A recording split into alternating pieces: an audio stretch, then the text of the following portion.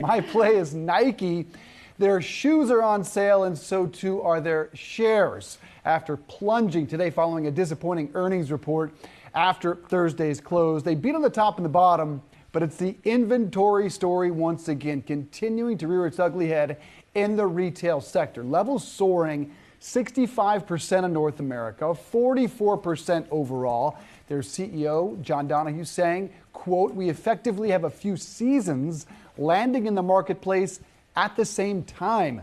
Nike stock hit 12+% on the day and down nearly 50% year to date. Collateral damage to other stocks include Under Armour down more than 5%, Adidas down 4+%, Dick's also down 6%, Lulu also falling more than 5%. But Rochelle, back to Nike.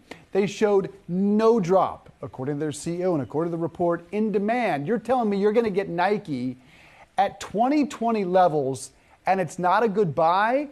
Can't argue that this is a time, again, there may be a little more pain to come, but in the long run, you're getting Nike with no drop in demand at 2020 prices.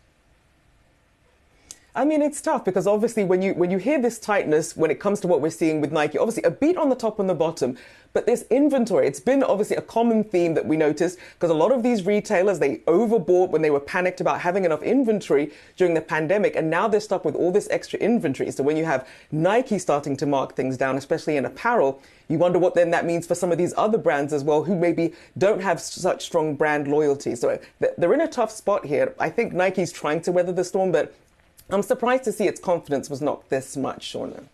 Yeah, and I also think, I mean, just looking at the street's reaction, a number of banks still have buys on this stock, but they have lowered their price target as a result of today's drop. Morgan Stanley, Guggenheim, Stifel, RBC, all lowering their price target on the stock, citing those macroeconomic headwinds here over the coming quarters. But long term, though, they do remain bullish on the stock. And a lot of the points, Dave, is because of what you just raised. Yeah, it looks like a quarter problem, not a fundamental problem, but we digress.